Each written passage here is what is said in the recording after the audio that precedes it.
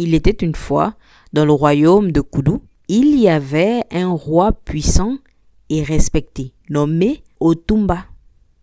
Son palais trônait au sommet d'une colline rouge, entourée d'un village vivant, de tambours qui résonnaient chaque soir. Otumba avait 2 enfants de 2 reines différentes. En effet, comme la tradition l'exigeait, il avait épousé plusieurs femmes, mais il n'eut que 2 enfants. Son fils aîné Bissi était né de sa première épouse, Iyabo, la favorite. Beau, fort et audacieux, il était le centre de toutes les attentions. Les anciens disaient déjà « Bissi sera roi ». C'est écrit dans le vent. Sa mère, la reine Iyabo, ne le quittait jamais des yeux. Elle avait le cœur dur et les mots tranchants. Elle rêvait que son fils monte sur le trône, quoi qu'il en coûte. La fille cadette Bambi, elle était née d'une autre reine, douce et discrète, qu'on appelait Omolewa. Bambi était calme, gentille et pleine de sagesse.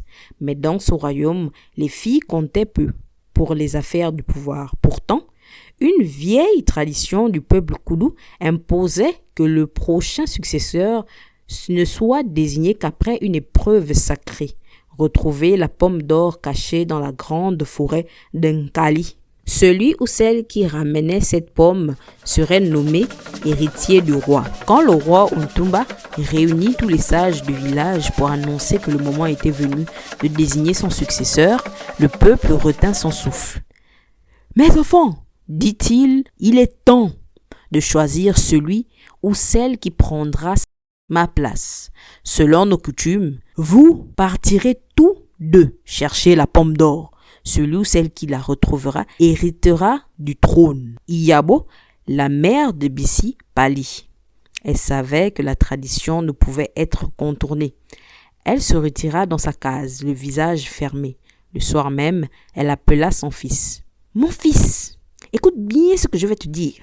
Cette petite Bambi n'a jamais eu de place dans ce royaume. Elle n'est rien. Alors, si elle trouve la pomme avant toi, tout sera perdu. Alors, s'il le faut, débarrasse-toi d'elle. Tu m'as bien compris ?» Bissi ne répondit rien. Il se contenta d'hocher la tête. Au matin, les 2 enfants du roi partirent vers la grande forêt d'Nkali. Ils marchèrent longtemps, les pieds couverts de poussière, les habits frottant les buissons. Le soleil frappait fort sur leurs têtes. Bissi marchait devant, fier, sûr de lui. Il fouillait chaque arbre, chaque bosquet. Mais la pomme d'or restait introuvable. Bambi, elle, prit un chemin plus étroit, plus silencieux, guidée par un oiseau rouge qui voletait autour d'elle. Elle marchait sans haine, sans jalousie, le cœur ouvert. Après plusieurs heures, dans une clairière baignée de lumière, elle vit la pomme d'or. Elle brillait comme un soleil enfermé dans un fruit. Elle poussa un cri de joie et se mit à dire « Je l'ai trouvé, je l'ai trouvé !» Mais ce cri fut sa dernière parole. Bissi surgit des buissons, les yeux fous. Il la vit, pomme en main.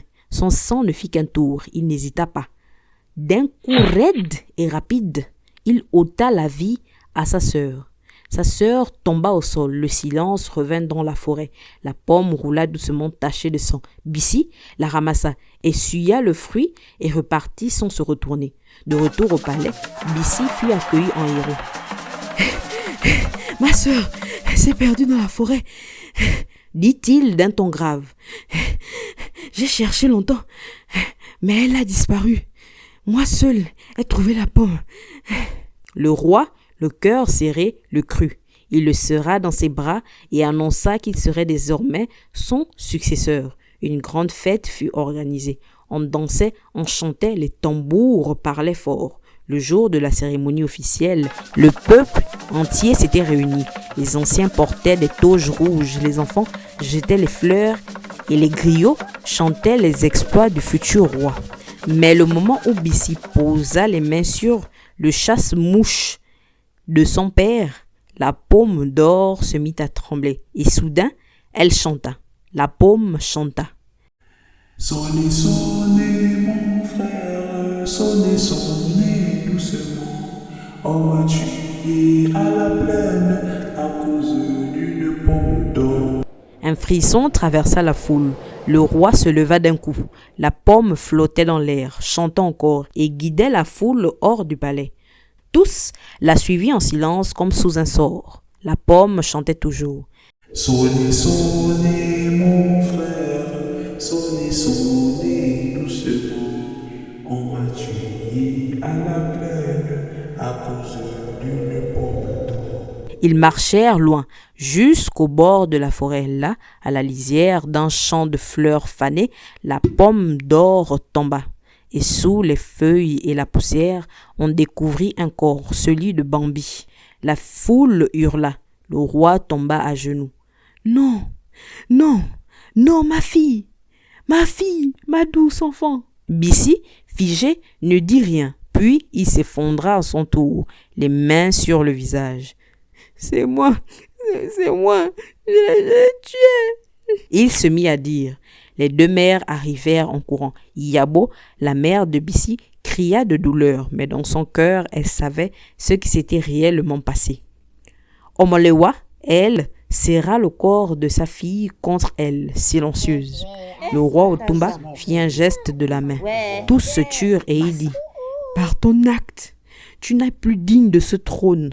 Tu n'es plus mon fils. À cause d'un pouvoir qui devait unir, tu as brisé notre lignée. » Tous rentrèrent au village, tristes et abattus. Omolewa se jetait la cendre du visage sur son visage et son corps pour signifier son deuil, la perte de sa seule fille Bambi. Comme la coutume le disait, la lignée de Tumba étant souillée par le sang versé, une autre famille de guerriers fut désignée afin de devenir la nouvelle lignée royale.